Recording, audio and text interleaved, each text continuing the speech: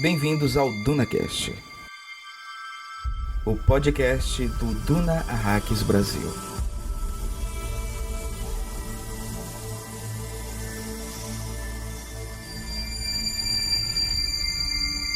Dizemos que Muad'Dib partiu em jornada por aquela terra, onde caminhos sem deixar pegadas.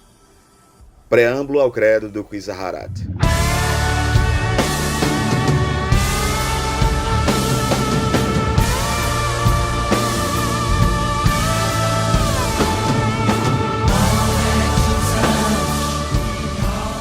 Saudações, Fremen! Aqui, Pascoal Naib. E aqui, Hildon Oliver. Em vez de confrontar meu fracasso, prefiro desaparecer dentro de mim mesmo. E aqui, Daniel Huckenbach. E enfim, chegamos ao fim. Bem-vindos, Arax, e bem-vindos à segunda temporada do DunaCast. O DunaCast vai ser o podcast que irá analisar detalhadamente todos os 25 capítulos do livro Messias de Duna e suas 254 páginas. Isso mesmo, você vai fazer sua leitura pessoal e depois vem aqui conferir todos os detalhes, curiosidades ou mesmo para tirar suas dúvidas. Chegamos finalmente ao último capítulo do livro Messias de Duna. Que jornada, Hildon, que jornada! Iniciamos essa temporada exatamente no dia 20 de maio de 2022 com uma reformulação na nossa dinâmica e com a enorme alegria de ter Hildon Oliver saindo dos bastidores da edição para me ajudar nessa empreitada apaixonada. Isso foi fundamental para termos um podcast mais leve, alegre, porém com um conteúdo cada vez mais aprofundado do universo de Duna. Também ampliamos a quantidade de convidados e colaboradores que também são apaixonados por esse universo. E não tinha como dar errado. Shai Hulud abençoou esse novo formato. Vamos então continuar nossa programação com nossos convidados especiais que vão provar de um café reforçado de saliva que fiz especialmente para a conclusão da nossa segunda temporada. Começo por ele que já está aí sentindo o sabor especial do café. Nosso editor, navegador da guilda, que conseguiu sobreviver emocionalmente ao episódio passado e que contribuiu muito para o nosso cafezinho de Fremen com sua oferta de umidade para Shani. Ele, Hildon Carpideiro Oliver. Cara, até desculpa aos ouvintes, né, por terem ouvido as lágrimas enquanto a gente falava, analisava o episódio, mas realmente foi muito... pra mim, o capítulo passado é um capítulo muito bonito. E hoje a gente vai simplesmente apenas dizer um até logo e um até breve, bem breve mesmo, esse universo. Foi um prazer, Pascoal. Prazer demais fazer parte e trazer essa análise sem essa pedância, sem esse direcionamento, sabe, que às vezes é maçante. A gente precisa ser leve, ser suave. Eu tento ser isso no resto da minha vida, né? Que bom que as pessoas abraçaram. Não apenas eu como editor, mas também como participante nessa segunda temporada. No finalzinho da primeira, né? Entrei também. Exatamente. E não poderia faltar a presença dele. Esse é o homem mau, Hildon. O maior o homem opositor. O homem mau. O maior opositor político de Poe.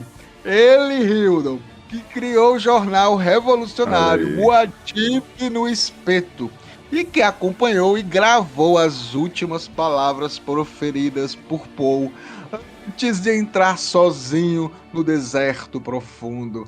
Ele, Daniel Huckenbach. Eu acho que esse livro, ele traz esse pesar tudo, mas esse final agridoce é muito bom, cara. Eu acho que amarra tudo que o Poe fez, amarra tudo que Duna representou ali e mostra que a gente está discutindo um livro que não se prende a personagem A, B, C, ou, né? Esse penúltimo capítulo aí, ele é bem emocional mesmo. E tanto é que os momentos de ação dele, você, tipo, ó, a faca voou, a Daga Chris saiu, né? Não dá nem meio parágrafo pra uma morte ou outra ali, e simplesmente já se resolve, porque não é esse o ponto. Isso. O ponto é todo o calvário que a gente falava, né, ao longo do livro, né? Que esse falso Messias estava passando por um calvário, Sim, então ele só se exatamente. encontraria quando ele realmente aceitasse o destino dele como Messias, mesmo fabricado, né? Agora a gente pode falar sem medo de dar spoiler, né? Que a gente se segurava, né? Isso era o mais Sem curioso. medo da spoiler, exatamente. Exatamente. É. E nós vamos falar mais um pouquinho, porque feitas as devidas apresentações dos nossos convidados nesse último episódio de 2022, vamos fazer uma breve recapitulação do episódio 23, O Santo Louco. Ah, meu Deus do céu. Grande Hildon e grande Daniel, a gente vai só pincelar algumas coisas. Até que- porque eu não tenho condição. não tenho. Eu tô falando sério. Eu vou começar leve, Hildon. Não vou fazer de novo aquela tortura pra você. Eu vou começar com Paul no deserto, ouvindo uma voz de longe falando: Uzu!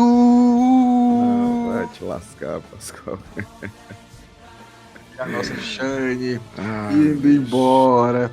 E o Paul não podendo estar ali ao lado dela, porque se ele estivesse ali ao lado dela, ele poderia mudar toda a sua visão oracular e aí ter situações mais complicadas para a nossa Shani, como vocês acham melhor. Mas eu queria colocar também o Daniel nessa conversa, né, Daniel? Você até falou um pouco sobre isso, que o Frank Herbert, ele tem muito disso, né? As cenas de ação ou de batalha, na realidade, não são tão necessárias no sentido de serem o foco principal, né, do romance do Frank Herbert. E mais uma vez, ficou comprovado, você deu até uma introdução, se quiser falar um pouco mais sobre essa questão do porquê que o Frank Herbert não foca nessas cenas de ação que, com certeza, no cinema precisa ser mostrado, né? Porque o cinema é uma outra mídia, é visual, precisa disso.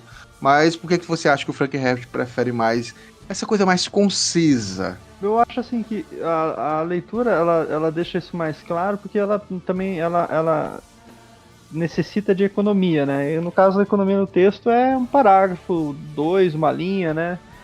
E não, às vezes, um trecho muito longo. Você tinha isso no Duna, né? No Duna, as batalhas precisavam ser épicas, que eram milhões de pessoas ali na batalha final ali. Você imaginar isso... Tipo, o próprio filme do David Lynch tentava, né? Reproduzir isso. Eu tô curiosíssimo pra ver como é que vai ser essa batalha épica no final do filme do É de Villeneuve, grande né? escala, né? É uma escala global, né? É enorme. um negócio assim que A gente teve, se via do eu não sei- espaço, né? Pela descrição dele. Eu não sei se você lembra, eu tive um pequeno vislumbre, muito pequeno, lá no filme do Villeneuve, quando os Harkonnen chegam e quando o Gurney Halleck chama a galera pro embate. E aí quando vai se encontrar aqueles dois exércitos, Então. e aí tem uma explosão lá de um ornitóptero e não mostra mais nada, mas é naquele nível. É naquele ali, né? nível. Pra mais, né? E aí que tá. O Pra cinema, mais. ele precisa ser muito visual. Mas uma cena, às vezes, Sim. de 10 segundos, um frame ali, ele já te entrega.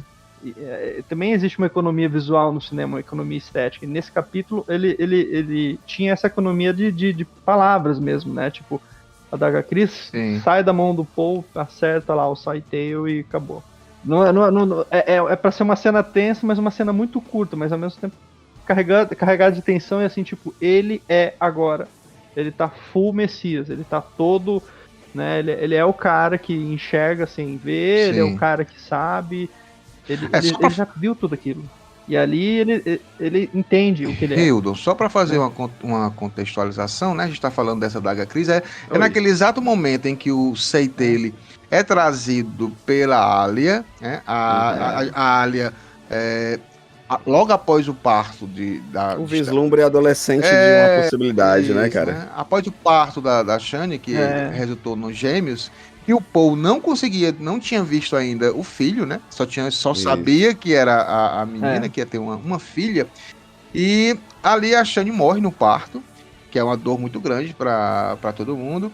E a Alia, naquela ânsia de saber que o irmão vai sofrer muito, vai ser uma coisa desesperadora para ele, ela traz a Lichna, né, a forma do Seitele, que tem a promessa de, já que o Gola, né, lembrando novamente que o Hate conseguiu virar o Duncan da Ho, recuperou todas as suas memórias. E aquilo ali era uma tentação, é como se fosse o demônio lá no deserto, né, aparecendo a Jesus, todas as cidades, né? Pode falar, Daniel. Isso que eu ia falar. Essa é a última tentação, a última tentação do Paul, né? E é justamente isso, assim, de que eles fizeram todo um processo extremamente engenhoso, né, de provar pra eles que dá pra recuperar a carne perdida, dá pra original, ser...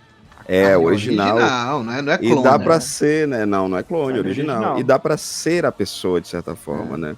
Então, quando se vem com essa possibilidade, poderia se cobrar o que quisesse, né? Porque eles sabiam da importância de Shani para Paul, eles sabiam o único link de humanidade, né, que ainda existia em Paul. Quando o Daniel foi muito pontual quando ele fala que ali ele abraçou o caminho messiânico, né? Ali, inclusive, a gente vai falar um pouquinho no decorrer do episódio, a gente percebe justamente isso. É um capítulo, a gente vai falar sobre um capítulo super pequeno, que é justamente o capítulo que Paul, ele vai, por conta de tudo que acontece, né, de suas escolhas, ele até eu citei no episódio, né, onde ele se vê fraco e ele precisa segurar o tempo inteiro o braço agora de Duncan. Não é um Gola, é Duncan. Isso. E é a prova de que poderia também não ser um Gola, ser Shani, mas ele teve que ser messiânico e forte.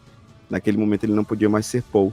Ele tinha que ser o Kwisatz Haderach, né? E ele acabou sendo, eu também queria que vocês falassem um pouco, pra gente encerrar essa análise do capítulo 23, ele acabou sendo um pai de 3 pessoas, né? Porque teve os 2 filhos dele, os gêmeos, e teve o Hate, que o Duncan nasceu do Hate, foi um parto. Né? Então ele ajudou ao Duncan também a nascer de novo, né? Então assim, é um negócio muito, muito forte, né? Aquela história de nascer de novo, né? O batismo ali, né? A mesma coisa, né? Ele tá ali trazendo dos mortos para a vida de novo, né? Então isso também... Ele é o Lázaro dessa história. Ele é o Lázaro dessa história. Mais uma questão messiânica, né? Então é um capítulo bonito, assim, triste, mas bonito. E eu fico também imaginando essa cena final, quando a Alia traz o Seitele para negociar com o Paul, né? E o Seitele toma como refém as crianças na mesma hora, né? Então, assim, a Alia fica desesperada, que viu que fez uma merda grande. E de uma hora para outra, cara, imagina aí, o Paul cego, completamente cego, perdeu até a visão oracular, então ele não tá enxergando mais nada. E ele começa a enxergar pelos olhos do filho, cara. E o filho conversa com ele. Aí a gente lembra que a Alia, quando ela tomou aquela quantidade maciça de especiaria no templo para poder ver o que é que o Paul estava tramando, ela ali percebeu que iria nascer uma criança igual a ela, né? Quando ela nasceu quando criança. E nasceram 2, né? E nascer com consciência, né? Nasceu com consciência. Então o negócio... E mostrou pro Paul toda a linhagem masculina. O Leto tinha acesso a toda a linhagem masculina e a Ganima, que foi dado o nome, tem acesso a toda a linhagem feminina. E é interessante, né, Rio e Daniel, que em nenhum momento, assim, no livro Duna, a gente vê o Paul acessar essas memórias, né? É interessante, parece que ele não desenvolveu muito isso, né? Então é algo que a Alia tinha bastante, e agora a gente tá vendo aí com os filhos dele. Mas eu acho que... É porque vai muito também até do processo que ele passa durante o livro inteiro, né? Ele tá nesse processo de ser desacreditado, de não querer esse trono, de não querer esse caminho, ao término que ele sabe que precisa, né, entrar nesse caminho. Então ele passa ali, são 12 anos renegando todo esse processo, né? E ele tem a personalidade forte, né? Isso é importante a gente lembrar também para os próximos capítulos, vamos dizer assim, né? Para o Filhos de Duna, a personalidade se impor a pessoa ter uma consciência de si ali é importante, porque a gente vai ver talvez mais lá pra frente, aí de novo tem que driblar os spoilers, né? O conflito que pode surgir a partir disso, né? De você ter a visão do passado, né? Porque ele também tem a visão do passado, da linhagem feminina, mas aqui ele, né? O fato dele ser o Kwisatz Haderach, ele pode acessar as duas, né? Só que ele não opta por isso. Aí é o máximo que a gente vai se limitar a dizer, eu acho, que senão a gente começa a dar spoiler de Filhos, né? Filhos de Duna é pro ano que vem, né? Ou pros próximos aí, mas Filhos de Duna isso vai ser importante, esse negócio das memórias, da personalidade, do conflito, porque essa visão, né, essa coisa de acesso é complicado. Mas aí é parte do caminho que a gente vai ver, né? O caminho lá na frente. E a gente termina esse capítulo 23, né? Com o Paul falando assim: há certas coisas que ninguém consegue suportar. Eu interferi em todos os futuros que pude criar, até que por fim eles me criaram, né? Então a gente termina com Shanyu morta, um dos conspiradores morto, o anão Bijaz, um dos personagens favoritos também, Rapidinho também, né? Foi a segunda tentação, né? E é interessante, a segunda tentação em um momento de extrema fragilidade do Paul, né? E onde ele diz assim, eu preciso de você, Duncan. Nesse momento agora, eu preciso de você. E como o Duncan que vai ter que sujar as mãos. Isso. Não só sujar as mãos, ao mesmo tempo ser essa fortaleza que Paul não tem mais como ser, porque Jaz, né? Jaz, ele utilizou tudo que ele poderia utilizar. Exatamente. E ele viu o Saiteo pelo filho, né? Ele viu o Saiteo pelo filho. Ele não teria como... Ele teria que... Aí eu acho assim que tem também essa coisa, esse detalhe. Ele viu o Saiteo pelo filho, o filho dele ajudou ele a visão ali. Mas o Bijaz ele não tinha como, né? Aí o Bijaz ele precisava do Duncan. Exatamente, perfeito. E aí ele é o Duncan. Finalizada a recapitulação do capítulo 23 do livro Messias de Duna, vamos então para o nosso quadro semanal de informações sobre o universo de Duna. Notícias do Império!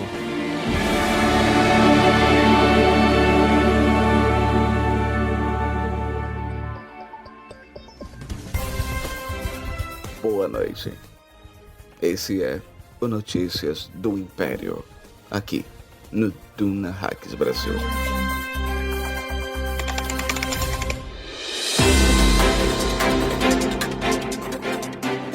Hoje, o Notícias do Império vai servir como um agradecimento maior para todo mundo que contribuiu de alguma forma para que o DunaCast continuasse semanalmente levando a palavra de Muad'Dib para antigos e novos fãs que fazem parte do fandom de Duna no Brasil, Hildon.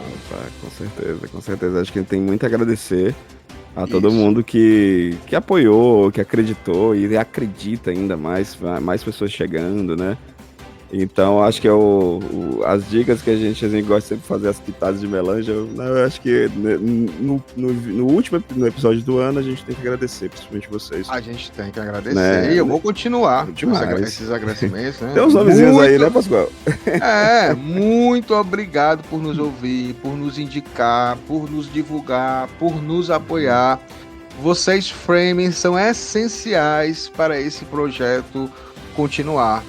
E aí, Hildo e Daniel, que também está participando, eu quero agradecer a quem já nos apoiou no Padrim, que foi a nossa primeira campanha coletiva que a gente fez aqui, né, de ajuda para podermos manter esse programa semanal, e que agora nós estamos no Catarse, né? Então, agradecer agora quem está nos apoiando no Catarse, que é muito importante essa plataforma.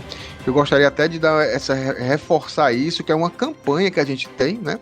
Uma campanha que você pode participar de várias recompensas, tá? A gente tem aqui 5 recompensas. Se você contribuir com R$5 por mês, a gente vai sempre lhe agradecer por estar nos ajudando. Seu nome vai estar no mural de apoiadores. Você vai ser um mentate com R$5. Com R$10 você se torna primo do Hildo, um navegador da guilda, né? Vai estar o seu nome no mural de apoiadores. Vai ter acesso a um grupo exclusivo do DunaCast no WhatsApp. E esse grupo tem Hildon Oliver, o único grupo no Brasil que Hildo Oliver está de Duna, tá? Não é pouca coisa. Se você quiser apoiar com R$20, você vai se tornar uma Bene Gesserit ou um apoiador da Bene Gesserit e vai ter o seu nome lá no mural de apoiadores, vai ter acesso ao grupo do WhatsApp e o seu nome vai ser citado nos agradecimentos de um episódio mensal do DunaCast. Se você quiser virar um frame com R$30 por mês, nós também vamos ter seu nome no mural de apoiadores, das postagens especiais, acesso ao grupo exclusivo, seu nome citado nos agradecimentos de um episódio mensal do DunaCast, e você vai mandar um áudio de fã de até 2 minutos, anexado ao quadro Notícias do Império, até com algo que se você quiser mandar sua pitada de melange, a gente recebe também. E o último nível, com R$50 mensais, você se torna o Fedaikin, um frame turbinado. A gente vai ter o agradecimento por estar nos apoiando, seu acesso ao grupo exclusivo do DunaCast no WhatsApp, seu nome citado nos agradecimentos, e os apoiadores desse nível, grande Hildon, participam da gravação de um episódio mensal do DunaCast no quadro Notícias do Império, e nós já tivemos a participação na última vez da Caroline Leal, que já usou dessa recompensa e está aqui conosco. Mas eu quero agradecer aqui em especial ao Daniel Rockenbach, que está aqui com a gente fazendo os programas e também é um apoiador no Catarse. A Caroline Leal, que já participou aqui no Notícias do Império. O Wellington Cedrão, que acabou de chegar, está aqui nos apoiando também, importante. Valeu, Wellington. O Fernando Sarmento, que já está nos apoiando há um bom tempo. Fernando, muitíssimo obrigado, está lá no grupo. Valeu, Fernandão. E Jason Ebert, que também faz parte aqui da nosso grupo de colaboradores que participam dos episódios. E também... Mesa de casa. É o Corrino, né? E tá o nosso Corrino. Tá nos apoiando, né? Então, nós convocamos mais Frame para nos ajudar no Catarse em 2023 a cumprirmos nossa meta, que vai aumentar, galera, porque a gente precisa aqui ajudar o nosso editor, tem que ter uma graninha a mais, né? E por isso precisamos desse apoio, grande Rio, né? A gente precisa desse apoio. Com certeza, né? com certeza. O trabalho a gente faz com muito afinco, com muito amor, com muito carinho, mas ele requer também algumas demandas, né? E vocês ajudam demais a gente, acreditando nesse projeto, né? Eu acho que a gente faz...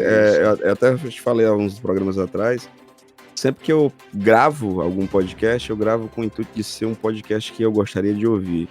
E eu ouço, viu? Depois que eu edito, mesmo tendo ouvido várias e várias vezes, eu vou lá ouvir de novo. Porque o papo tá gostoso, o papo tá bacana, tem sempre alguma interação que a gente acaba perdendo. Então, eu gosto de trabalhar com aquilo que eu gostaria de ouvir e ouço. Sabe? Então, muito obrigado a todos vocês que acreditam no sonho do Duna, de fazer mais pessoas lerem esse livro fantástico, de estarem mais conectados com a obra do Frank Herbert. Eu fico muito feliz de fazer parte da família do DunaCast. Daqui a pouco eu vou passar uma palavrinha pro Daniel também, para falar um pouquinho, mas eu quero continuar esses agradecimentos, que ele vai estar novamente nos agradecimentos, né? Porque nesse ano de 2022, nós tivemos ao todo 11 convidados, tirando eu e o Hildo, tá? Que vieram 11, gente pra caramba, hein? vieram contribuir, né, em vários aspectos, várias opiniões, que é o que é legal, que a gente gosta disso, né? Então a gente vai agradecer aqui a cada um deles, tá? Rogério Ascioli, um parceiro aqui sempre no DunaCast, o Daniel Rockenbach, que todo mundo tá acompanhando aqui, sempre está conosco, a Júlia Massing, o Jason Ebert, a Juliana Almeida, que a gente conheceu lá no Tintalha. Sim, foi bem legal a participação dela. A Sora Barbosa, do Central Pandora. A grande Sora. A Vitória Salido, do Planto Resenha. Vitória, rapaz, da nossa terrinha. Da nossa terrinha. O Newton Uzeda, logo no início do Papo nas Estrelas, também participou com a gente. O Felipe, do canal Filiperama. Fred Negrini, né, fez uma tese de mestrado sobre Duna, usando Duna, que é muito, muito interessante, tá? Vai estar disponível também nas nossas redes sociais. E o Jonathan, do Nerd do Café, que também participou aqui com a gente. A gente fez 2 Dunaversos esse ano, a gente promete que no próximo nós vamos ter muito mais, mas nesses 2 Dunaversos, Hildo, a gente agradecer as meninas da Tintalha, né, da curadoria fantástica. Bianca Diniz E Cláudia Fusco, por participar de um Dunaverso, Dunaverso 8, né? Falando sobre o feminino nos universos do Senhor dos Anéis, de Duna, né? Muito obrigado por participarem e manter esse projeto tão bonito, tão forte, que vocês mantenham sempre vocês com essa força, com essa garra, né? Exatamente. E com essa diversidade, né? Que é o mais importante, na leitura. E claro, obviamente, agradecer a Nave Mãe, a nossa parceria com a editora Aleph, né? E que a gente teve aqui a participação da analista de marketing da editora Aleph. Foi muito legal. Júlia Forbes, um grande beijo, Júlia, do Dunaverso 7. Foi muito legal a participação. Próximo ano, com certeza, vai estar por aqui de novo. A gente vai fazer muitos projetos, né? Muitas lives, muitas conversas. E eu acho que esses são os agradecimentos. As novidades para 2023, a gente vai deixar para 2023, tá, gente? A gente vai fazer uma live especial. E aí a gente vai falar dos projetos, como é que a gente vai fazer, vai ser Filho de Duna, não, novidades. A gente vai ter que explicar um pouco o que é que a gente vai fazer com o DunaCast. Então é importante que vocês nos acompanhem nas nossas redes sociais. Então, para isso, sigam o Twitter do DunaCast, sigam o Instagram do DunaCast, sigam o cu do DunaCast, o Hildo ainda não fez o cu dele, não abriu o cu dele. Absurdo, é um absurdo isso. Mas antes de a gente finalizar, eu queria o Daniel Roquebar, porque o Daniel, ele tá aqui como apoiador do Catarse e tá aqui como nosso colaborador de gravação. Cara, Daniel, muitíssimo obrigado por essa confiança e é das antigas, assim, ele acompanha, ele é um fã de Duna das antigas, ele é um rapaz, ele é novo, igual a gente, né, Hildo? Mal menos, né? Gatões. Mas, por favor. Nós somos os pão. Né? Os 40, os 40 são os novos 30. Então pronto. Assim. Então tamo aí. Seja aí o representante de todos os agradecimentos, de todo mundo que eu já falei aqui. Você é o que vai falar por todos agora, nesse momento. Eu vou falar uma coisa que eu sempre falo, né, nas minhas despedidas, eu não consigo evitar, né, porque é um negócio que eu acho que tem que ser sempre exaltado, que é o fato que você criou isso tudo, cara, que você foi atrás, Parabéns, Pascoal. E é um negócio assim que eu falo por experiência minha, que é um negócio que sempre me incomodou, que eu sempre pensava, um dia eu vou fazer, uma hora eu vou fazer, e nunca fazia, né, nenhum projeto assim, meu. Eu fico pensando, lá em 98, quando eu pensei em começar um site de ficção científica, que na época era o GeoCities lá, abrir um GeoCity, começar a fazer aquela coisa das antigas mesmo, raiz, eu pensava, não, mas, poxa, mas quem vai acessar, como é que vai ser, não tinha rede social, a gente nem imaginava, e eu fico pensando, cara, se eu tivesse tomado a iniciativa, eu teria um site aí, talvez, grande, uma coisa legal, um projeto que eu poderia ter tocado. E aí eu sempre ficava pensando nisso, de ciclos em ciclos, sabe? Em 2000 e pouco, quando tinha o Orkut ali, eu cheguei a ser um dos...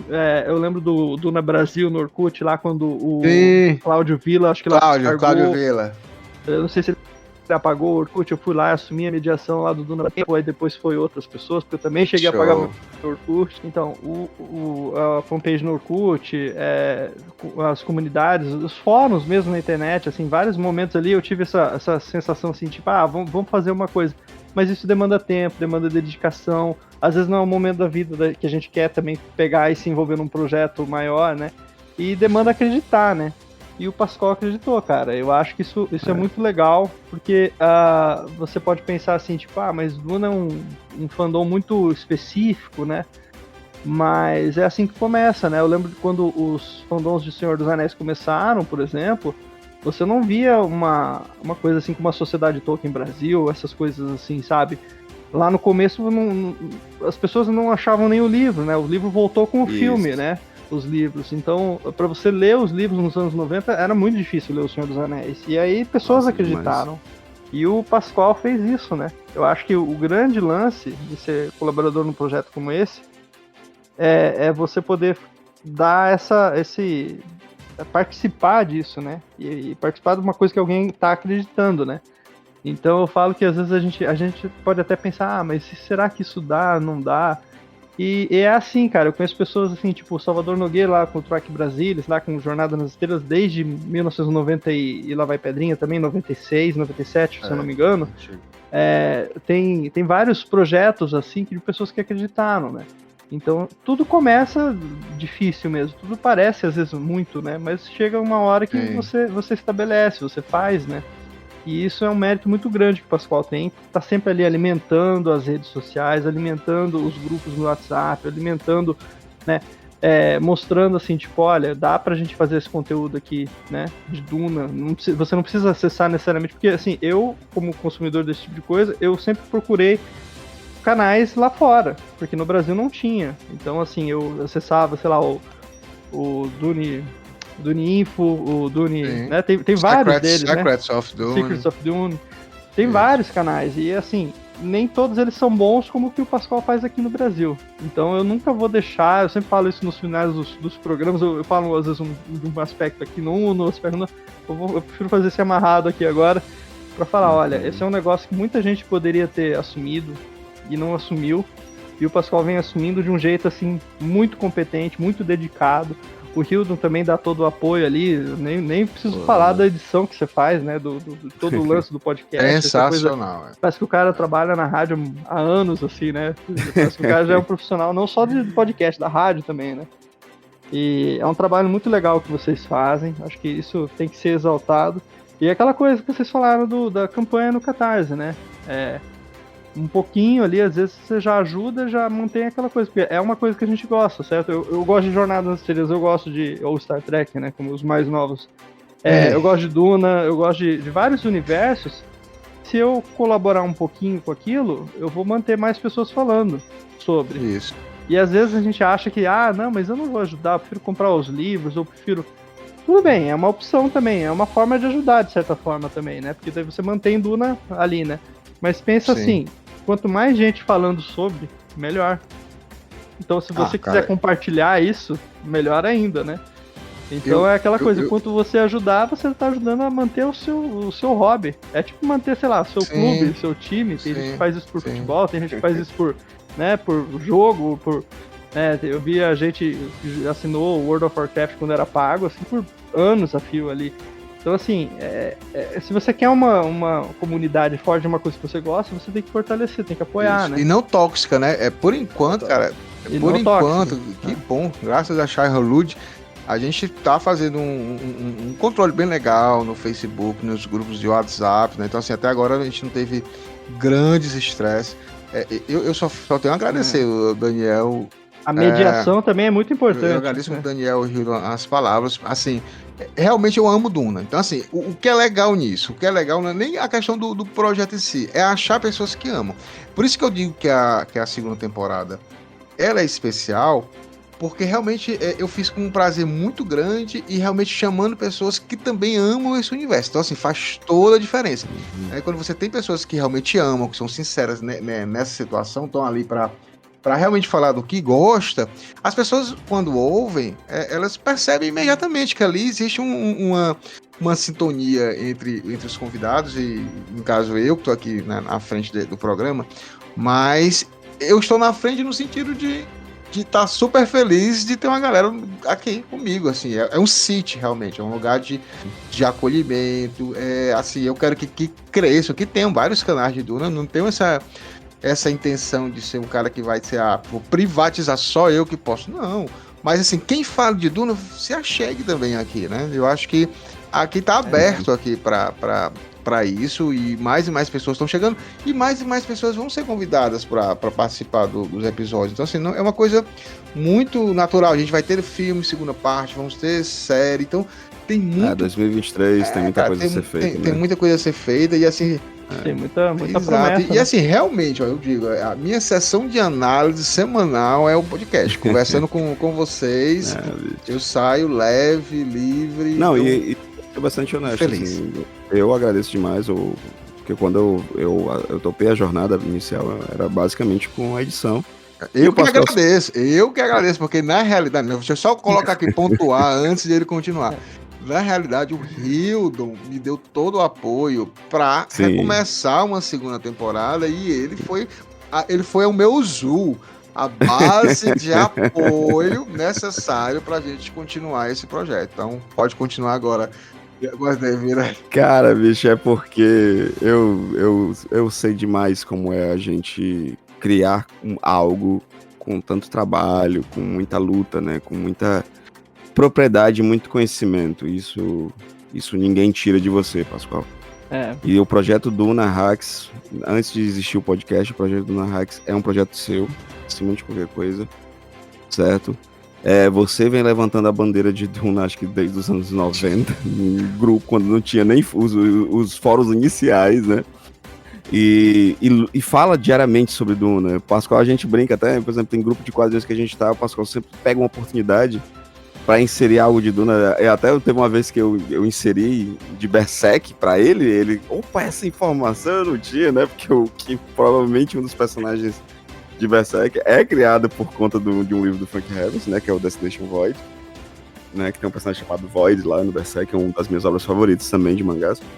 E assim, sempre trazendo muita informação, e era isso quando o Pascoal me entra em contato, ele sabia que eu já editava podcast, já tinha feito podcast, e eu tava super afastado de muita produção, porque eu melhor sei como a internet é um lugar de muita crueldade, de muitas pessoas ruins. Isso eu tenho que ser muito honesto. Então, eu acho que o caminho de Paul mostra isso pra gente. Quantas pessoas são falsas, mentirosas, manipuladoras, né? E eu me senti extremamente confortável em abraçar esse projeto junto com o Pascoal, porque é uma pessoa queridíssima, sabe? Eu até digo assim, a pessoa que sacanear o Pascoal não merece nem viver, sabe? Então, desculpa, mas não merece, porque o Pascoal é uma pessoa de um coração incrível. Eu tô realmente agradecendo, porque por conta de Pascoal eu senti a picadinha de novo do produzir o podcast, não apenas editar o podcast dos outros, como participar, como estudar, trazer, mais uma vez, criar algo que eu realmente gostaria de ouvir, que eu gostaria que produzissem. E como não estão produzindo, a gente vai lá e produz. Então, depois de um ano de muito trabalho, 2 anos, na verdade, a gente tá junto, né? Eu já, Pascoal, e no finalzinho fui convocado pra gente finalizar a primeira temporada. Em breve teremos novidades, sim. Eu quero, antes de mais nada, te agradecer por acreditar no meu trabalho, acreditar em mim, quando às vezes até eu mesmo não acreditava mais. E te parabenizar pelo homem que você é nesse final de ano, e te dar os parabéns também de aniversário, cara, que a semana foi seu aniversário. Mesmo, aniversário do Pascoal. Aniversário do Pascoal. Então, obrigado por ser essa força não apenas de Duna, cara, do sci-fi aqui no Brasil mesmo, a gente falar, a gente trazer várias obras e várias coisas. Eu te agradeço, e eu te agradeço pelo resgate também. Você me resgatou sem nem você perceber. Isso que é isso. Ó, eu vou acabar oferecendo novidade aqui aos mortos, aos vivos. Vocês falando isso, mas eu queria dizer até o seguinte: o meu aniversário é 27 de dezembro.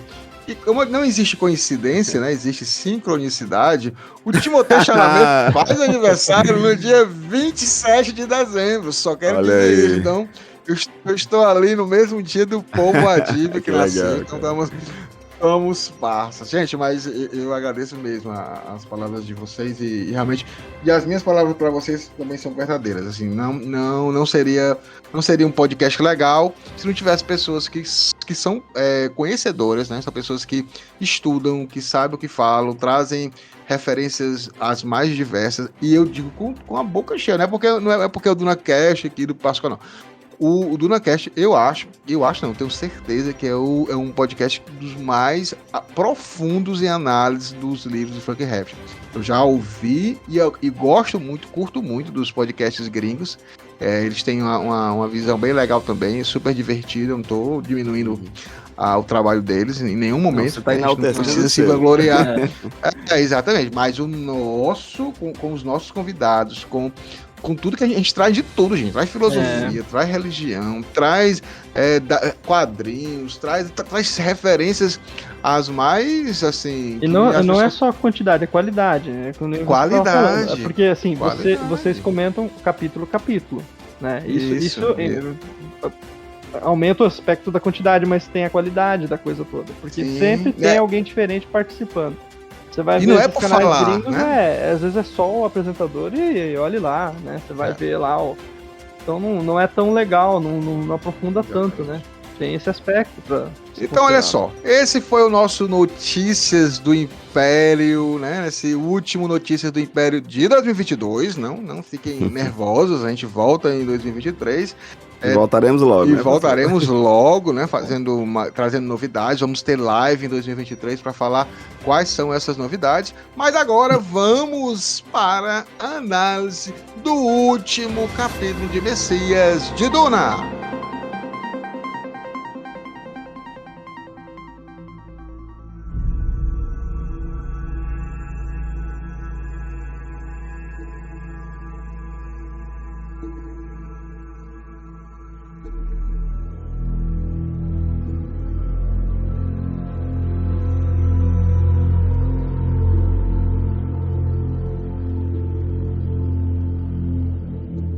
Grande Hildon e Daniel, Opa. Estamos aqui no último capítulo e eu vou ler o excerto aqui. Hildon, de forma competente e gostosa, já fez isso no início do capítulo. A voz dele é muito mais bonita e sensual do que a minha, mas a gente tem aqui um preâmbulo ao credo do Kizarate, que diz: dizemos que Muad'Dib partiu em jornada por aquela terra onde caminhamos sem deixar pegadas. E aqui, senhores, né, a gente vê aqui logo de cara o Danka Idaho, né? Começa já falando ele, né? Não é mais Hate, é Danka Idaho. E é bem interessante, porque o Danka, ele tá novamente naquele mesmo local em que a Shani ficou, que o Paul ficou, né? Olhando ali para o deserto. Mas existe uma diferença, né? Porque ele tá ali no meio, ele tá no meio de dois mundos. Olhando para frente tem um deserto e olhando mais para o lado ele tem um local lá que é um dique, né? Uma represa de água para as plantações lá do Seat Tabri, e tem uma ponte, né? Tem uma ponte de pedra, né? Que fica dividindo isso, né? Onde tem a água e onde tem o deserto, né? Isso eu acho bem simbólico, né? Porque quando ele está olhando, ele vai ser até o título, vou até adiantar aqui, vai ser o título desse episódio, vai ser Reflexos e Realidade. É que quando ele olha lá para essa água, né? Ele vê 4 luas, ele começa a ver o pomar, ele vê, ao mesmo tempo que ele vê essa fartura, ele vê também, ele começa a escutar os sons dos ratos cangurus, que são os Muad'Dibs, ele ouve uma coruja com seu piado monótono, e ele ouve um silvo asmático de uma cascata de areia, que seria de um Shai-Hulud, de um verme passando. Então, eu acho, o que é que vocês acham? Essa ponte é bem isso mesmo, que Danka Idaho também é um cara de dois mundos, né? Ele acabou saindo de um mundo e entrando em outro, então é bem simbólico esse início, né? Essa coisa eu encaro ali como quase como talvez uma descrição de uma represa, né? Pensar assim, né? Separar a água do deserto ali. E tem aspectos que vão ser interessantes lá no futuro, né? Pensar a água entrando no deserto, essa coisa né, de represar essa água ali, já é muito simbólico também. O Frank Herbert gosta de deixar caminhos, né? E esse caminho do Paul, uma coisa que eu acho mais interessante nesse capítulo é que a gente vê tudo pelos olhos do Duncan, mas não pelo Paul. E ver tudo pelos olhos do Duncan tem um significado também. Tem um significado extremamente poderoso. Esses olhos, de certa forma, Duncan, apesar desse resgate, ele ainda é um mentat, né? Também, né? Nessa nova construção. E eu acho tão interessante que o primeiro livro, ele termina com Jéssica, né? A gente bem se recorda de tudo isso. E esse livro, a visão é de uma visão construída de certa forma, né? Uma visão foi preparada para receber esse novo caminhar, esse novo mundo. E cara, que capítulo assim, o fechamento é super rápido. Acho que a gente... Ele é praticamente um epílogo, né? Ele é um epílogo, apesar de ter um epílogo, e o epílogo é a voz, né? É a voz de Gola, mas quando a gente lê, a gente vê que não é Gola, é Duncan falando, é Duncan, né? Mas ele abraça essa terminologia, né, do Gola, porque é muito forte, muito poderoso. E a gente vê o quanto ele, por ter se reencontrado, por ter se resgatado, acho que mais uma vez a gente falou tanto sobre resgate no início do Império, né? E Duncan também foi resgatado, né? Foi renascido, como o Pascoal gosta sempre de trazer pra gente. E ele... O texto do epílogo tem uma coisa que eu acho que é interessante notar, Demais, que ele é colocado como Gola, como você falou, Hildo, só que assim, o leitor sabe que é o Duncan falando. Não, e a Porque fala pro completamente o grande branca, povo, né? pra população, ainda é o Gola. Uhum. Né? É, Ali porque é como se a fosse mitologia vai continuar mantendo essa, é o verdade. Gola. É o Gola, Zantai, como se fosse essa figura que agora, de certa forma, não só foi esse alicerce pra Poe, como também será o alicerce pra Alia, né? E no caminhar, né, ele entende, apesar do desespero, a Alia mesmo tá completamente desesperada, né?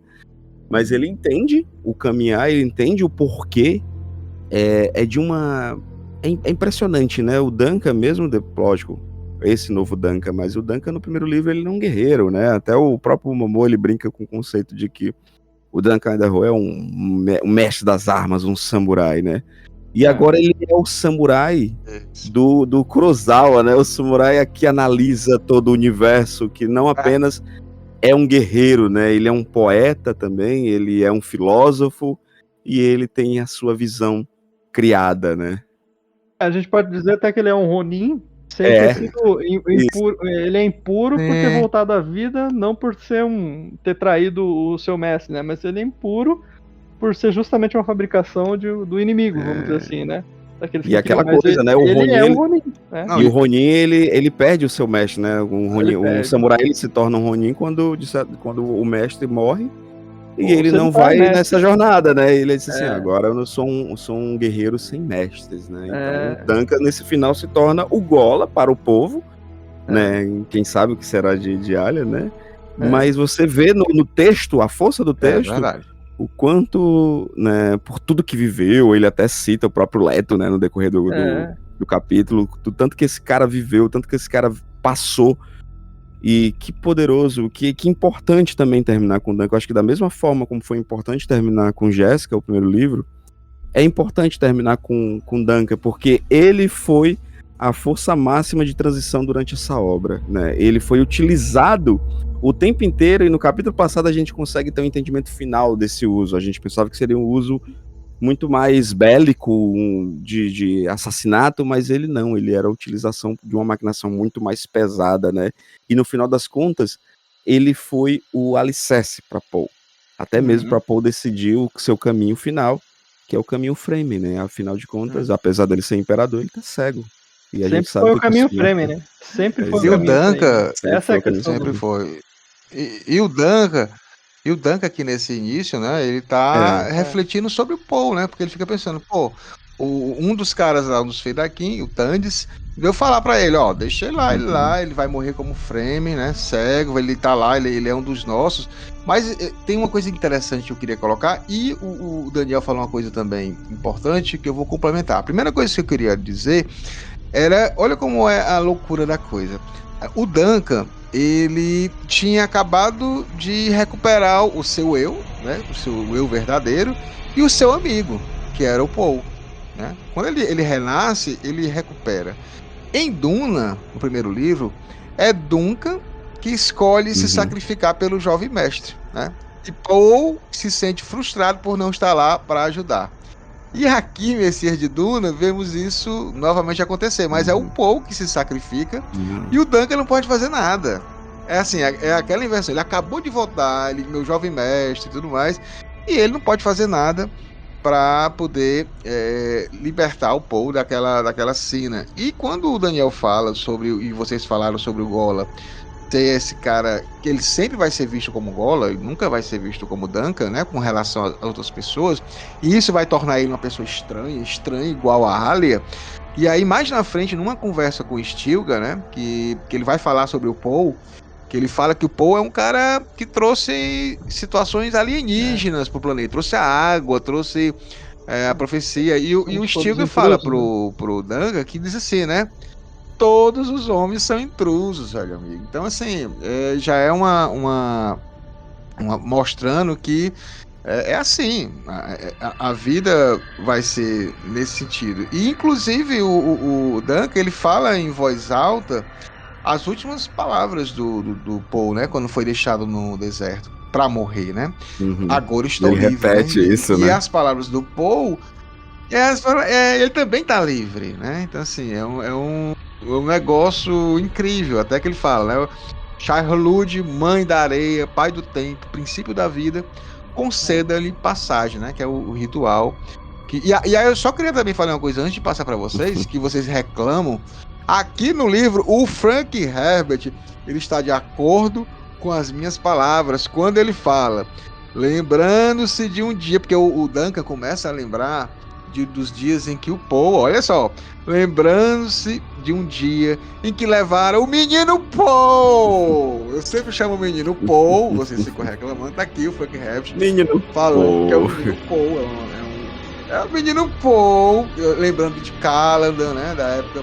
E assim, é bem nostálgico, né, que ele lembre desse planeta e ao mesmo tempo ele lembra que o Gurney Halleck vai matá-lo, porque deixou o Paul escolher essa jornada, né, mas vocês acham aí que o Duncan, ele está impotente, assim, se achando impotente? Como é que ele tá processando isso tudo? Que ele usou até ali o Mentat e as filosofias em Sunita para poder eu suportar sinto esse o Duncan momento, extremamente reflexivo, né? Como você falou, né? Ele só pôde observar e ficar com essa frase final, né? De Paul. Ao mesmo tempo que essa frase final fala tanto para ele também, né? Do próprio caminho dele. Porque tu imagina, ele passou todo esse processo achando que era um Gola, né? Não que não seja também, né? Mas essa descoberta de quem ele é, né? A relação, o que será pra frente, o quanto ele foi importante no final pra Paul. E calma, gente, a gente não tá dizendo que Paul morreu. A gente tá dizendo que Paul foi numa jornada que levaria sua morte.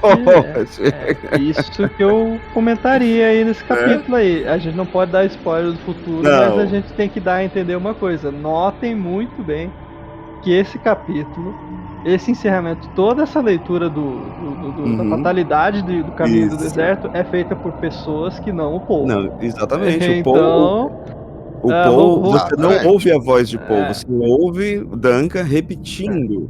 Vamos nos limitar a dizer falando, o seguinte: o clássico de cinema, série, de livros de suspense, de coisas, não tem um corpo. Não tem exatamente. É só o que eu posso dizer. Eu acho que mais é spoiler, gente. Isso aí, cara, é só vocês lembrarem, porque assim, lembrem-se do filme, quem lê o livro também, lembre-se de Duna, quando Raban chega para o barão Vladimir Harkonnen e diz que tanto o garoto como Jéssica entraram numa tempestade Coriolis a mais de 600 km por hora. Entraram no deserto. Entraram naquela tempestade, com certeza iriam morrer. Aí o barão pergunta: tem corpo? Tem o corpo? Aí ele fala: não tem o corpo. Então, cadê o corpo? A gente fica Mas assim, aqui, por exemplo, mas ao mesmo tempo é super preocupante também, porque a gente tem esse todo, como o Daniel falou, né? A gente não ouve a voz de Paul, a gente ouve a voz de Duncan, a voz de Stilgar, que é introduzido durante o processo também, e você vê o quanto Stilgar, né, tá conectado também com Duncan, né? Pegando em seu ombro e falando. E Stilgar fala que a personagem amada e favorita de Pascoal morreu. Não, ele disse que não matasse, mas eu matei. Esse capítulo é cheio disso também, né? Assim como o anterior, a ação muito sutil. É muito estranho, porque é todo mundo dizendo, né? Não tem uma cabecinha. Porque em Game of Thrones, não. Em Game of Thrones, né, as Crônicas de Gelo e Fogo, de repente uma espada, no capítulo seguinte tá lá. Botaram a cabeça do Ned numa estaca. Ele dá uma importância que às vezes até deixa a história vaga um pouco. O Frank Herbert é objetivo. Ele fala, não, ó, Stilgar foi lá, matou a velha, porque ela já não tem mais função, a história dela já encerrou. Exato. A conspiração era a passagem do Paul para esse ritual messiânico. Mas agora temos profeta. E Podemos brincar com isso, né? podemos brincar com isso. E é dito de uma forma assim. Eu fico pensando, Pascoal, que é uma pessoa tão conectada com essa obra e ama tanto a madre Gaius Aí de repente ele vê o Stilgar, que é um dos personagens maravilhosos. Eu também gosto muito. Matei. Paul disse que eu não matasse, mas eu matei. Foi lá e fez. Só pra lembrar que o Paul... Assim, o Paul, na realidade, estava preparando o Stilgar pra liderar, né? Pra não ser Isso, aquele Corva. Lembre-se que teve um capítulo em que tava ele e o Corva, em que o Paul começou a falar que matou igual a Hitler, Gengis Khan, e mandou um bocado de papéis lá pro Stilgar ler sobre a história da nossa Terra, pra ele ver como eram esses líderes, né? E ele praticamente estava dizendo, Stilgar, ó, não se torne esse bajulador que tá aqui, esse Corva, esse cara aqui, bajulador fanático, seja uma pessoa independente. A gente viu também. Se ele seguir o caminho do Corba, ele vai matar Rodo e não vai fazer nada, ele vai virar um fascista. E vai morrer, né? E vai morrer. Ele vai morrer. E logo... Vai morrer em nome do fascismo, não mais de uma causa. E isso é concretizado. É interessante. E isso é concretizado quando o Corba é preso, tá tendo o julgamento do Corba, que tá a Alia, né? E o Stilgar está lá.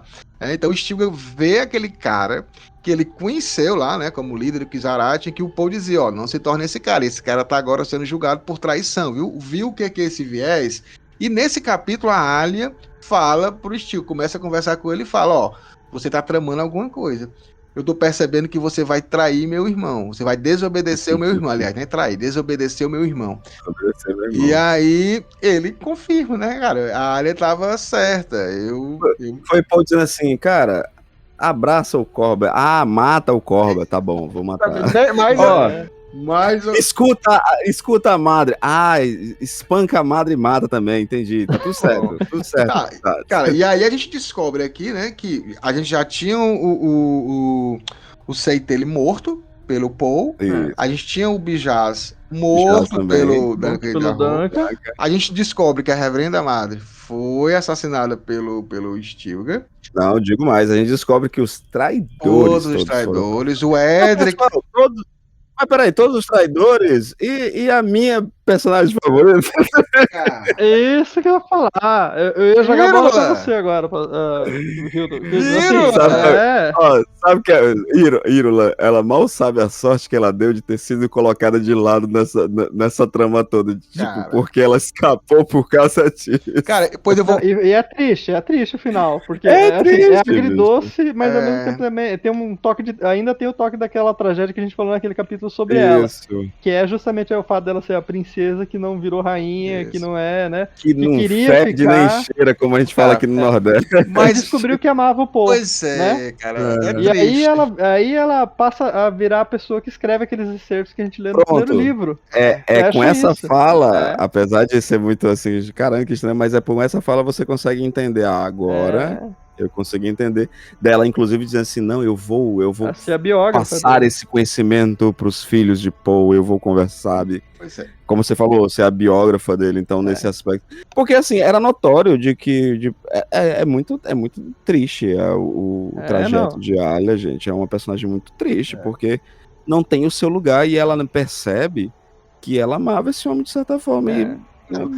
A Irulan sempre quis isso, mas ela não conseguiu. E aí agora no luto ela descobre. E o mais engraçado, né? Isso é triste, mas o engraçado é a Alia conversando com o Duncan, porque o Duncan pergunta, e ela é de confiança? E a Alia, ela pede confiança, né? Então ela tá com raiva, porque ela tá vendo realmente que ela queria matar todo mundo. Ela não queria deixar... Que desgraçada, ela tinha que ser ter tanta confiança. Cara, mas eu vou dizer uma coisa aqui, um spoiler do que o Frank Herbert queria.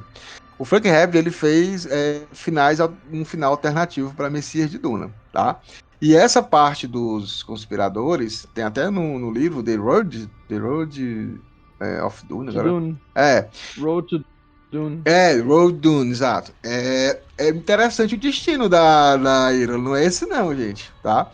E, cara, eu vou contar aqui, o destino da Irulan é o seguinte, eles estão presos praticamente assim, na mesma cela, compartimento, tá? No caso está a Reverenda Madre e está também o Edric. E a Irulan vai visitar a Reverenda Madre e começa a conversar com a Reverenda Madre, dizendo que soube agorinha que a Shani tinha falecido, tinha morrido. e que tinha 2 meninos, e ela estava se oferecendo para sequestrar os 2 meninos. A Irulan, né? E dizendo que agora ela ia assumir, né? Porque ela é a esposa oficial, ela ia assumir uma regência do trono e que poderia voltar tudo pro poder deles. E aí eles começam a ouvir uma turba, um barulho chegando perto da grade das prisões onde eles estão. E aí começa uma conversa tranquila, o Edric e a Reverenda Madre começam a se dar conta em que eles vão ser mortos e linchados ali pela galera que tá vindo. E a Irulan tá querendo sair, não entende por que não consegue sair, e o Edric pergunta pra ela: você tem religião, Irulan? Tipo assim, começa a rezar, tá? Começa a rezar. Cara, e aí a Irulan, o Edric e a Reverenda Madre, nessa versão que o Frankenstein mudou, eles eram mortos pela turba. A turba invadia lá e matavam todo mundo, nem a princesa escapava, viu? Então essa era um dos finais da Irulan, mas foi mudado, né? Então o Frankenstein mudou. Porque aí ficaria sem sentido os excertos do primeiro livro. Não faz sentido. Perderia o sentido dos excertos, perderia alguns outros sentidos mais pra frente ali, outra coisa assim, aqui ali. Gente, não encaixa aqui, não. Porque aí, quando a gente viu aí, todos o que o Paul queria, tudo ele conseguiu, né? Quando ele vai pro deserto e vai morrer, ele garante que ele é um Frame, vai morrer como um Frame, que os Frame vão devotar a vida para proteger os seus filhos como o reinado deles. Então, assim, tipo, ele garantiu isso. Ele desarticulou toda a conspiração, toda. E com a Irulan, até falado aqui, né? Com a Irulan se arrependendo e dizendo que amaldiçoando as Bene Gesserit, elas também perderam aquele contato, né? Perderam a Irulan. Né? Então ele conseguiu essa vitória suprema, né? E aí, nesse momento, a gente já tá indo assim se encaminhando pro final. Quando o Stilgar chega para conversar com o Duncan, tá bem interessante, né? O Stilgar meio que começa a conversar, puxar a conversinha, mas na realidade a intenção dele não era puxar um papinho, era para dizer: Duncan, a Alia está meio complicada a situação dela, tá chorando, tá rindo, tá chorando, tá rindo. Vai lá, dá um apoio, né? Você é o marido dela, vai ser o futuro, é o amor da vida dela, né? Vai lá conversar com ela, né? Então, cara, e aí mais uma vez eu me emociono com a Alia, cara, porque a Alia é muito... Ela ama demais, cara, o Paul, você foi sacana com a Alia nesse ponto. Ela ama demais o Paul, ela sente demais essa perca do irmão, né? Então, e o Duncan deve ser um negócio estranho, cara, porque o Duncan ele tá ainda tentando se encontrar, mas ele é um mentate, ele é um filósofo. Vocês veem que vez ou outra ele fala coisas no parto da Shani mesmo, quando começou, em vez de ele falar alguma coisa, ele foi citar uma citação Zenzunha, a mulher lá, no trabalho de parto. Ele é meio sem noção, às vezes, da realidade, né? Então, tipo, ali a Alia é uma pessoa que ele vai ter que dar esse apoio, porque ela não tem ninguém, né?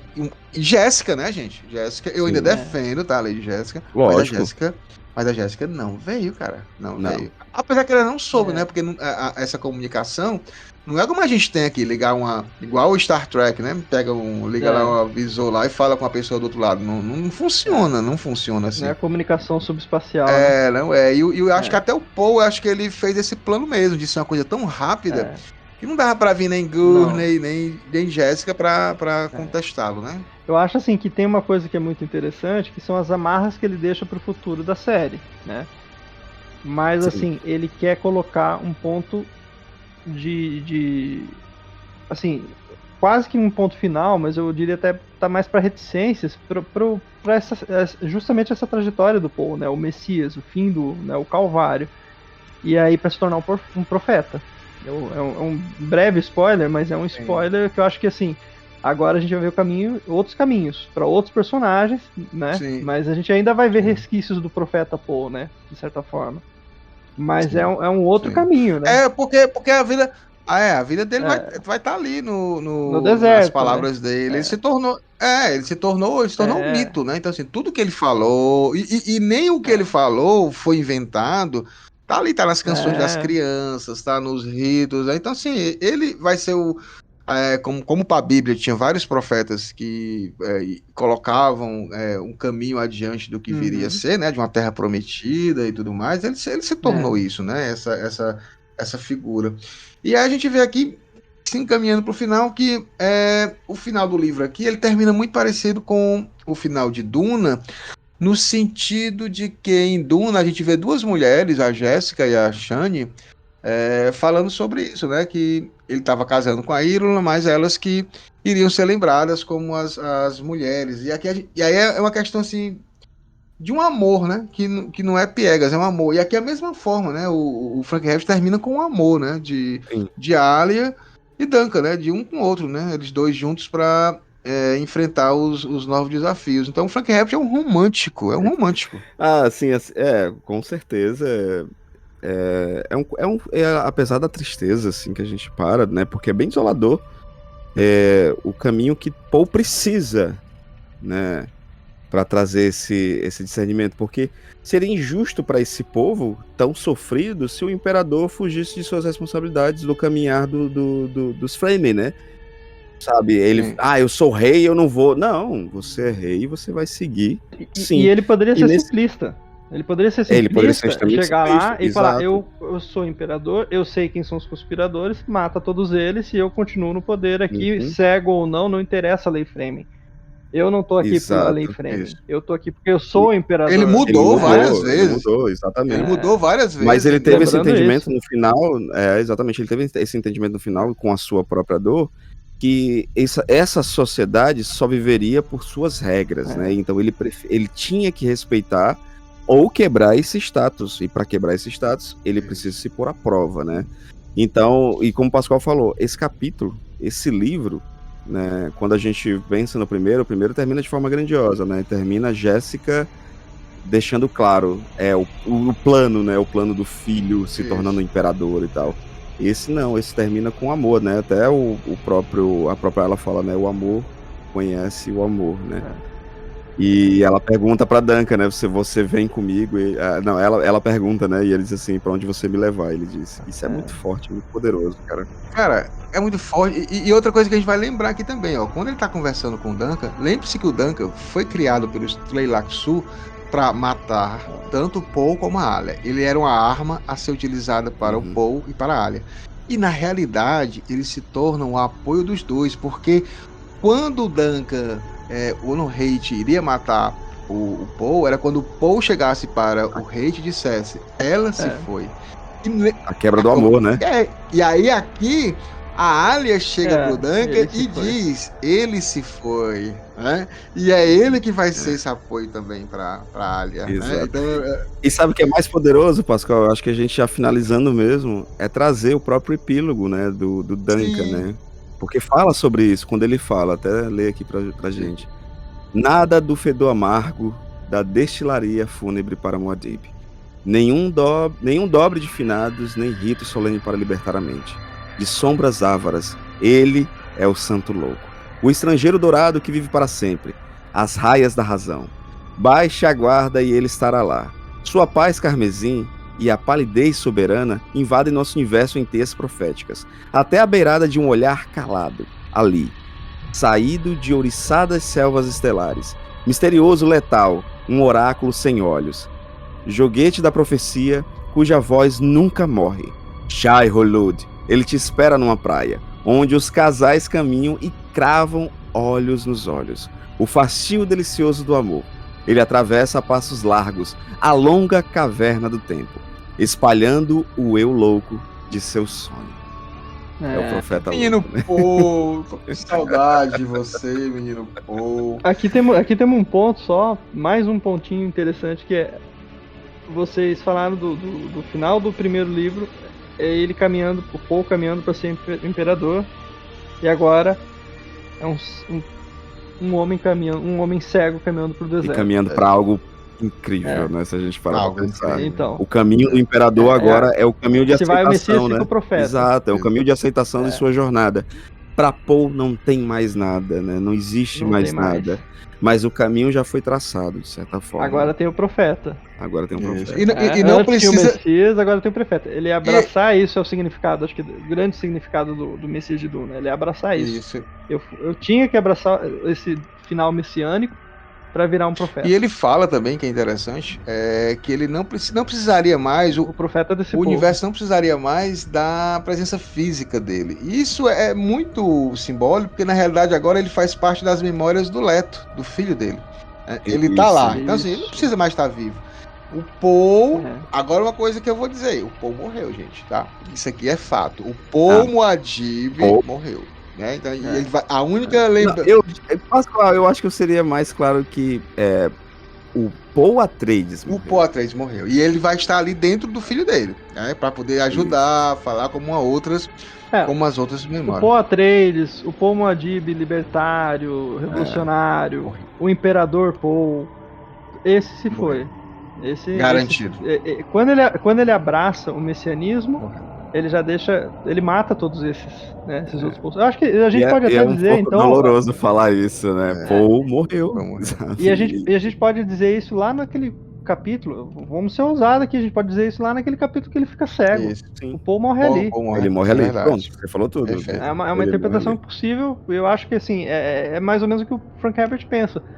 Dali em diante ele passa a ser o Messias mesmo.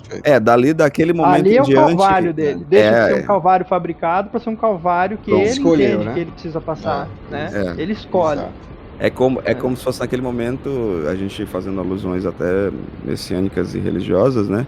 É o momento do discernimento do Messias mesmo. Dizer assim, olha, ok, aqui acabou. Eu tenho essa jornada a seguir e essa jornada que eu sigo. É onde ele tem o entendimento de que não tem o que fazer, que Chani...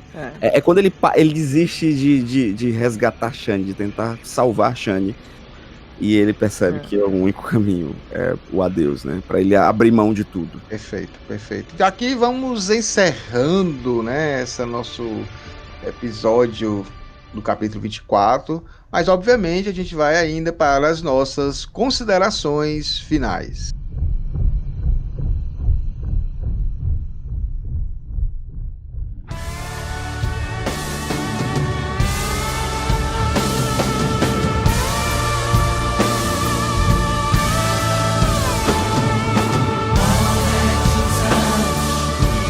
Grande Hildon, vamos começar com você. Estamos aqui nos despedindo de Messias de Duna, um livro pequeno, mas de uma profundidade enorme. E eu gostaria que você falasse um pouco, óbvio também, de quem quiser editar um podcast, ideias, né, para criar sua... Sei lá, se quer que é um fandom aí de The Witcher, quero fazer aí eu participo podcast sobre The Witcher, então tá lá, então o que é que faz? E suas considerações finais? Entre em contato com @radiolamecânica, né, ou no @radiolamecânica@gmail.com, já me confundi, ou fala comigo no Instagram, gente, @HildonOlive, é arte, né, o Pascal sempre posta aqui, então fala com a gente, que a gente tentar entender o que você precisa, né, identificar esse projeto, a gente trabalhar ele junto, né, não, eu gosto de dizer que eu não apenas edito, né, porque eu gosto de trazer entender o que está sendo feito, pra gente criar essa identidade juntos. E que jornada, cara, que jornada, acho que Messias de Duna, sim, se tornou um dos meus livros da série favoritos, porque ele não é um livro de estabelecimento de ordem, né? Ele é um livro de quebra de ordem, né? Essa jornada, trazendo Campbell, né, até para o papo, a jornada do herói, ela é completamente quebrada, ela é desconstruída. E a gente se apresenta, de certa forma, esse profeta louco, profeta quebrado, profeta construído, Messias construído, e em seu fim nos mostra um profeta resiliente, né? Como o Daniel pegou e nos falou tão prontamente, o caminho agora é outro. Que caminho é esse? Que caminho poderoso vai ser esse? E como é assustador os caminhos que são colocados na nossa vida, né? E Paul foi assustado, mas foi, né? Mas aceitou, é verdade. Agradeço muitíssimo, Hiro. Obrigado. Já falei muito aqui do seu apoio, mas nunca é o bastante, mas agradeço mesmo esse apoio de 2022. 2023 tem mais. 2023 tem mais. E, obviamente, vou passar a palavra para as considerações finais. Daniel, se quiser dizer aí suas redes sociais. Daniel é um grande jornalista e a gente tem uma honra de estar de tê-lo aqui no DunaCast, porque sempre contribui de forma fenomenal, né? Então sempre tem questões muito inteligentes mesmo, assim, colocadas, que a gente vai descobrindo juntos. O legal é isso, a gente vai fazendo aqui uma conversa e cada um vai trazendo um ponto de vista e a gente vai somando, né? Então, Daniel, por favor, suas considerações finais. Eu acho interessante aqui, pegando isso que você falou, Pascoal, o ponto que os ouvintes têm que entender uma coisa, a gente não faz um roteiro, né? O máximo de roteiro quem tem, acho que é o Pascoal ali, de tipo, como seguir o capítulo, mas sem um roteiro definido. Eu não trago anotações, assim, na primeira participação eu até pensei, vou trazer um excerto aqui de uma coisa aqui, outra ali, mas daí depois fui percebendo, posso até indicar trechos ou leituras, mas isso a gente vai construindo. E é muito legal essa dinâmica, né? Que o Hildon, o Pascoal, eu vejo nos outros programas que eu escuto com vocês aí, com o Jason, com o Rogério, com a Sora mesmo, com as meninas, né, que participaram, com todos os participantes, são muitos, né? Eu acabo não... Mas eu espero, não quero aqui estar sendo injusto, né? Mas eu escutei todos os participantes, eu noto essa coisa da construção que vocês fazem enquanto a gente está discutindo o capítulo. E aí isso lembra um projeto que eu tenho aqui, que é o Vórtice Literário, né? A gente tem um grupo de leitura em que todo mundo traz a sua leitura do mês e a gente discute isso abertamente. Então, se você lê um livro tal, você traz aqui, eu trago, né? A gente já teve Sartre, Conan, Turma da Mônica Jovem, já teve, sei lá, romance, já teve, sei lá, Torto Arado, misturando tudo numa mesma reunião. E aqui... Acertamos até o tema da redação do Enem. Isso que eu ia dizer, nessas conversas vocês aceitaram o tema da redação do Enem, acertaram, né? A gente fez muita coisa construindo na hora. Então esse papo espontâneo é muito legal.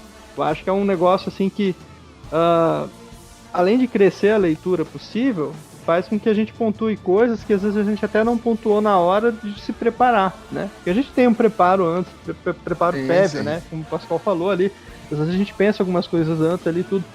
Mas não é porque eu, sei lá, li Road to Dune lá, que nem o Pascoal citou hoje, que eu vou pensar já em Road to Dune desde o começo do episódio. Então a gente não segue um roteiro. E isso eu acho muito legal, porque é espontâneo e aí mostra, às vezes, uma leitura que, às vezes, a gente até pode estar iluminando pessoas que estão lendo e, às vezes, numa primeira leitura até acharem o livro chato, por exemplo. Ou o final, assim, essas partes aceleradas do final, tipo, matei a Morian, né, a Kairos Ellen Morian.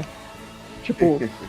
simples assim. Não é simples assim, sabe? Aí a gente começa, nessas discussões, espontaneamente, trazer essa sutileza. Isso eu acho muito legal. E é isso. Eu achei chatíssimo. Eu achei chatíssimo esse Ser de Duna, a primeira vez que eu li. Eu lembro que eu fiquei bastante impactado. Porque eu fiquei muito impactado com essa coisa do Messias, ele aceitar a jornada do Messias, aceitar o Calvário e aceitar a possibilidade de virar um profeta. E aí sim seguir aquilo que o povo dele queria. E se aceitar como Fremen. Tem uma passagem, acho que lá no Duna, um desses excertos, que fala que a gente não pode confundir ele com o Paul de Caladan. Ele é, acima de tudo, um Fremen. E aí no final ele se vê como um Fremen. Porque se ele se visse como qualquer outra coisa, trairia a si mesmo, viraria um déspota, viraria um fascista, né? Ele chega a essas conclusões que ele matou muitos, mas ao mesmo tempo ele percebe que, olha, mas esse era o caminho inevitável, né?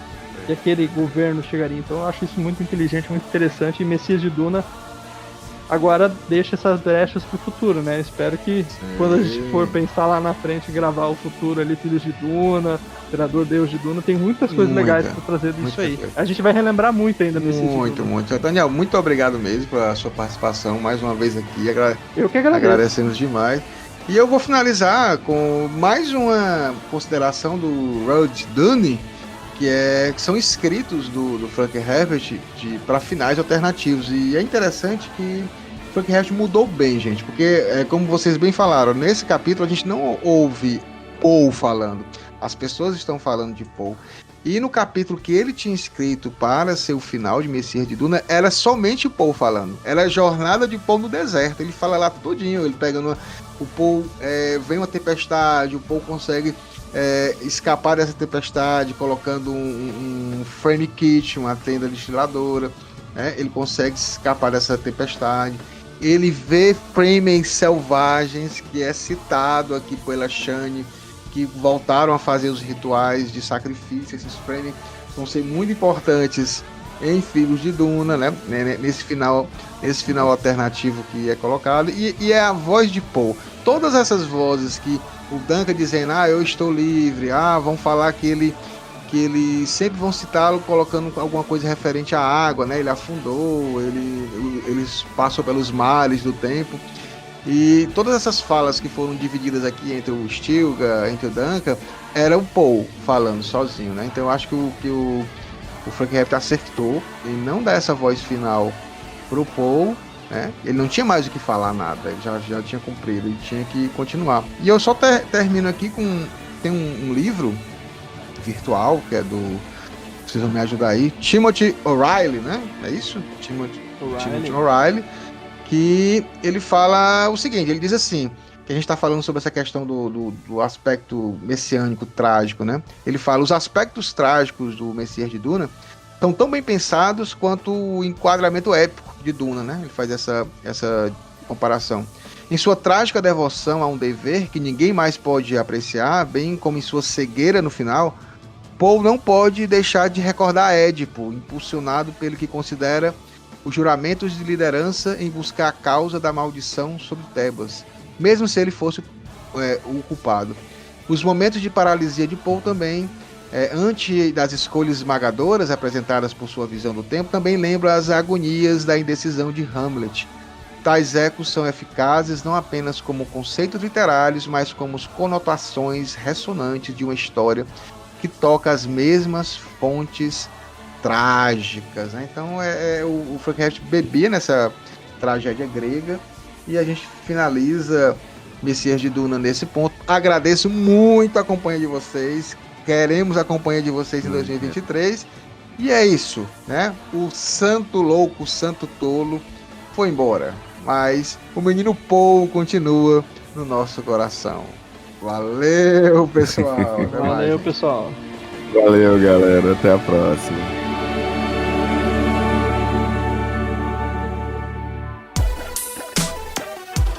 Esse podcast é editado por Radiola Mecânica. radiolamecânica@gmail.com